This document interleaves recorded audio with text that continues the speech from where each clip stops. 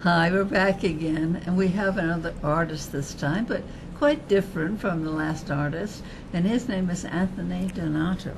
Hi, Anthony. Hello. So glad to have you here. Thank you for having me. And I can see what your art is, but I just can't believe it. It's just beautiful. Well, thank you. Now, did you do that with ceramics, or how did you? No, these are actually blocks of wood. Wood?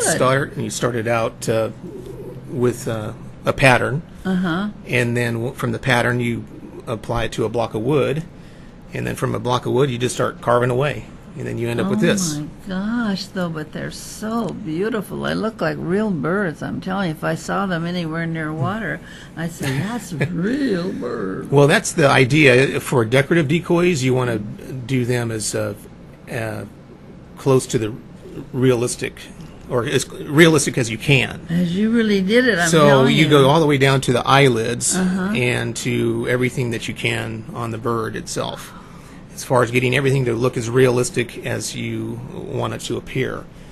So it's tedious, it's time-consuming, but if you have patience, you end up with something like this. If you're lucky, if you don't break anything in the process, but it's a great hobby, and it's with these little wings here would break it very easily. Right, they're real fragile. This and I compete with these birds, so you have to take them to shows, and people have to handle them. So you're always like hoping that people know how to handle everything and don't break it, in the process. But it's a great hobby. Oh my gosh.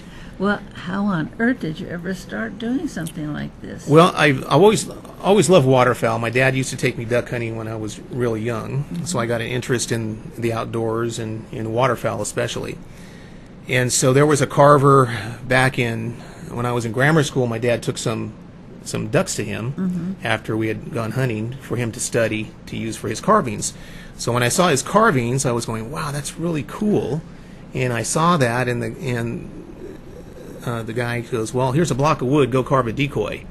And I was I was in like the third grade, so I was like, "What do I do here?" So I didn't know. So I always wanted to carve decoys, but I never really got into it. I did a lot of sketching and painting throughout my years, and then about 21 years ago, I had a encounter with somebody, and they showed me some carved decoys, and they were done by a world champion that was living up in North Fork. And I thought, geez, I have always wanted to carve decoys. And so he goes, well, the guy's got books out and everything. So I did some research and found out there were actual carving shows across the country. Wow. And there was one held up in Sacramento, so I went up to Sacramento and checked everything out. And once I walked in the show and saw what people were doing, I thought, geez, I have to do this. Oh my and so I saw the decorative birds first, and I thought, it was just awesome. I thought, I have to do that. But actually, I started on the higher end. The most difficult bird to carve was the decorative bird. You would. So instead of starting out with a regular gunning decoy, which is actually a traditional form of art for the American art form as decoy carving, and so like gunning decoy is something like this, which is a gunning decoy which you would actually use out in the field and hunt over. So instead of starting with something simple like this, I started with something like this, and it took me years to get everything down, because you have to get the anatomy correct as far as if you're going to compete. And so I compete nationally with my work. Wow. And so you have to get everything down as far as how the anatomy goes. If you put a head down and a neck turned or something, everything all has to match throughout the bird as far as the anatomy goes. Whereas if you carve something like this, where it's a standard gunning decoy that you would actually use out in the field, you can just basically get the contours of the side pockets and the back and everything down. So it's a lot easier. So at this point, you would stop, and it would be a gunning decoy, because it's a simple carved bird. It's nothing fragile on it, so you can take it out in the field and throw it out in the water, and it bounces and self-rights. Is it plastic? No, this is wood. This is cedar, and it's got actually it has 3 different types of wood. It's got the body is cedar, the head is tupelo, and the keel is cherry wood. So it's got a mixture of wood in them. So so these are carved different to be able to pass down to another person that possibly hunts, and then they can repaint them. So everything's done really simple for a gunning decoy. Now, as far as the decoratives, of course, you don't hunt over those, but they actually do float these. in the competition, and so you have to make sure that they are, of course, sealed. And then they put them in a tank, and then they float them in a tank with the other birds that you're competing against. So these actually had to go in a tank and compete against other birds. Well, I bet you win a lot of them. Got to. Well, I've been done pretty well. This bird, I placed third in the World Championships just last April. And so my goal is to win a World Championship in decorative decoy carving. So I got pretty close.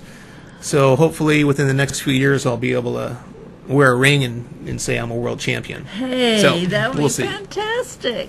I just can't get over how beautiful. I just, my God, you'd think it was a real bird. Well, thank you. No, they're so, how you can do something as thin as that and not break it off. Right. It's, well, when you're working with them and you're spinning them around and carving, you can actually hit it with your arm or your finger or a tool, and it can break. Luckily, I've been with these pieces here. I haven't broken anything on them, and you just hold your breath. But you can repair them. I mean, it's wood, but you have to. But everything is hand carved, and then you have to learn not only how to carve something, but then you have to learn how to paint something. That's what I was going to say. You had to be an artist, that type of artist too, because when you have to paint them, you got to know what you're doing. Right. So it's you have to for competing. You can, of course, anybody can carve decoys and just put them on their shelf or use them out in the field to hunt over, where it's not critical to get the colors exactly correct. But when you compete, you want to get everything as realistic as you possibly can. So you get anything from specimens, real feathers, study skins, mounts.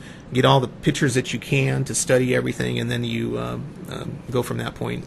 And what type of paint do you use? Because these are painted in oils. They're oils, okay. It's an oil. I love working with oils because you can do a lot of blending, and you can have hours and hours of time to do the work.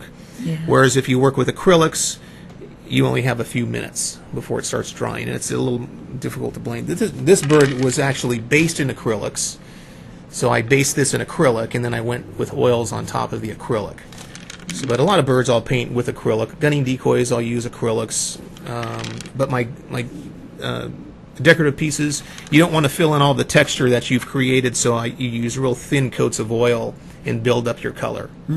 Because all the work that you've done to create all the burning and the texturing to create the softness, you don't want to fill that up with paint. That's right. Oh, I just can't believe it. They're just so beautiful. I'm so glad you brought these Well, thank you. And I know that, come in and talk to us more, because Sure. I want people to know about these beautiful, beautiful. Where would they buy these?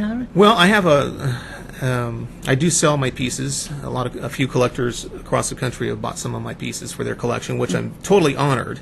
I have a Facebook page. It's just Lone Goose Decoys, and they can check out my work on my Facebook page. I have a lot of pictures of how I start the carving.